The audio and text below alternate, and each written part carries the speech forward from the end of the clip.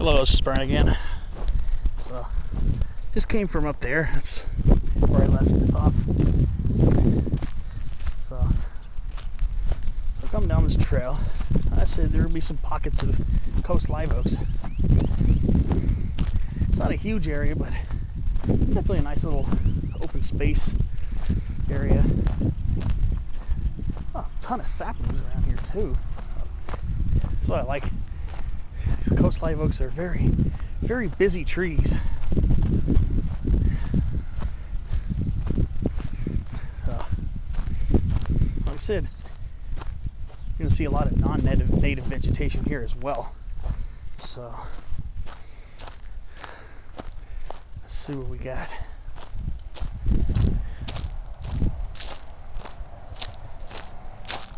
Got a little trickle of water here too. Okay, I'm digging that. You got a little trickle right here.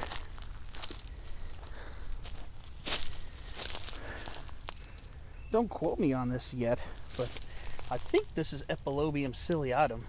I think that's willow herb. Looks like it. Oh, cool, we got a little trickle of water over here. Like I said, being here, you're also going to find some non-native plants growing bits and pieces over here. Like this. That's scarlet pimpernel. That's Anagallis arvensis. It's a non-native plant that is widely naturalized. However, here's a very native arroyo willow. One little arroyo willow over here. Salix lasiolipus. But yeah, I think this is willow herb. Yeah, I think that's what that is. Epilobium ciliatum.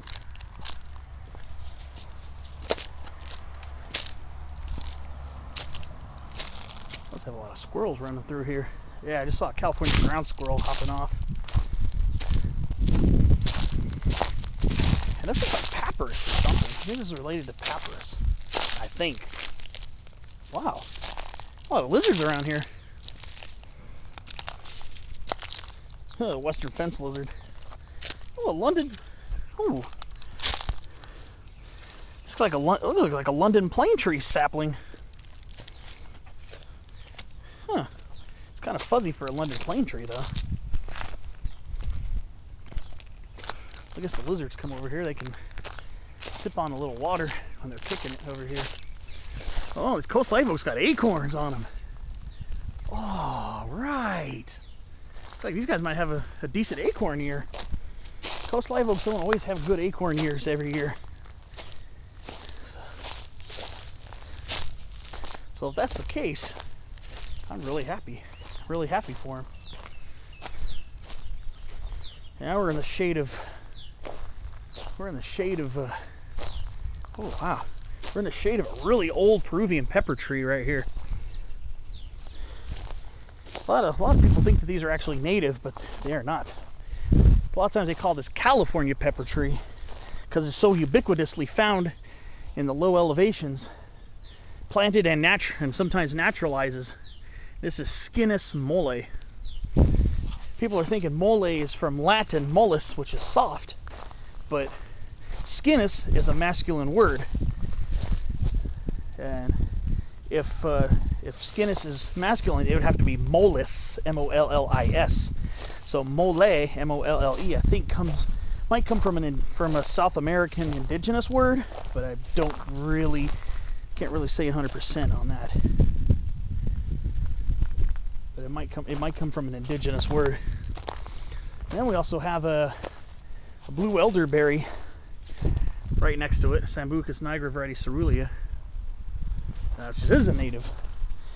Actually, fairly common here in the Coyote Hills, actually.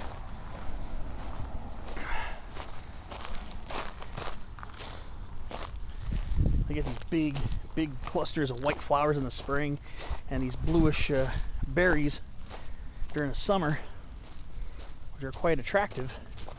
And if they're cooked properly, you can make elderberry pie out of them. Yeah, I remember this little shady glen right here. It's just nice and peaceful. Yeah, we do have some older. We definitely have some older oaks here. This one's been around for quite a while.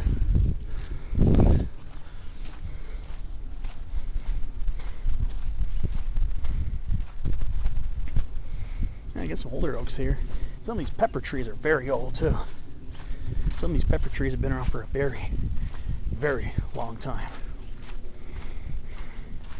We're basically coming out on another street right here, so like I said, it's kind of a small area, but it's definitely a chill little spot. I'll go down this way. Just get a little walk in before I head home and turn on the air conditioner for a while. But that was another elderberry. Yeah, these are pretty common. Funny thing about those is you find them down here. We're a couple 100 feet above sea level here. Where I live, just a few miles away, is not even 100 feet above sea level, and that's in the Buena Park area. And then you go up 6, 7, 8, 9,000 feet in our local mountains, and you'll still find these. So you want to see some wide ecological niches, I guess you call it niche, I guess, and you'll find it.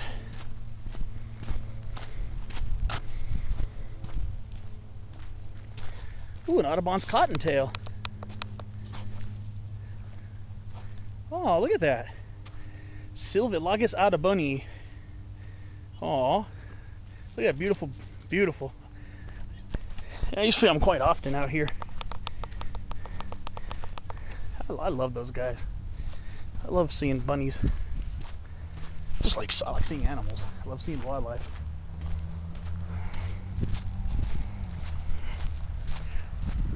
Usually I can't get those on film. The bunnies, I usually can't get them on film because they're usually gone before I can even get them.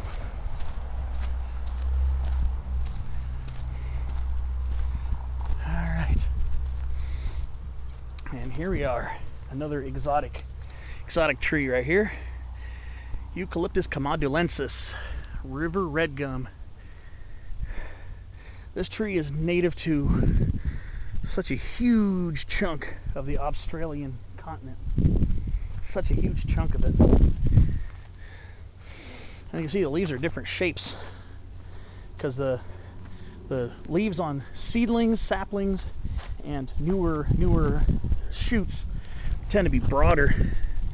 They tend to be a little bit broader, and then the leaves on mature branches tend to be more sickle shaped, as you can see here. So this is Eucalyptus comodulensis. This tree is native to just about, well, I wouldn't say the entire Australian landmass, the whole entire Australian landmass, but it's native to quite a huge chunk of it. Especially prefers the interior areas that get really hot in the summer, especially those areas that have river courses going near them. But these trees are also quite drought tolerant. As you can see, there's no water source here.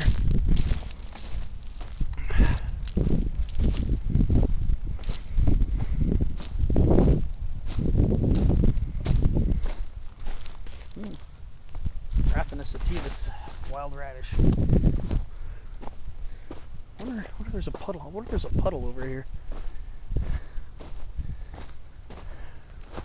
I'm just trying to look to see if I can see any little critters, you know. Nah, there's really no water over here. Just, well, a little moisture, but yeah.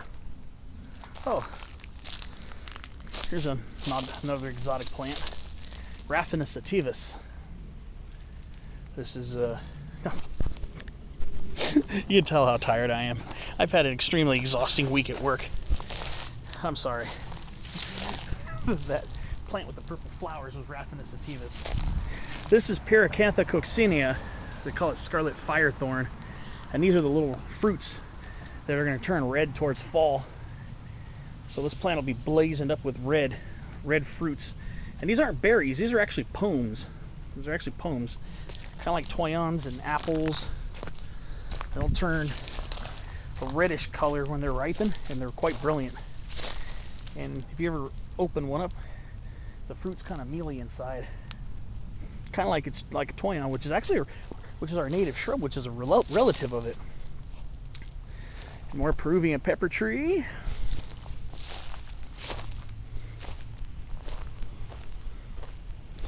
Yeah. Washingtonia robusta.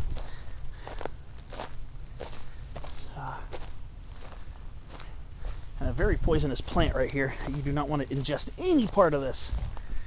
Ricinus communis. This is the castor bean plant. You do not want to ingest any part of that plant whatsoever.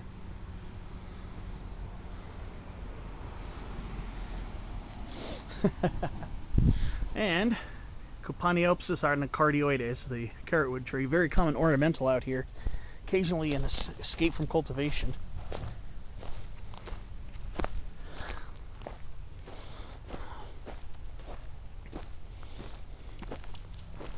Kind of smells fresh out here.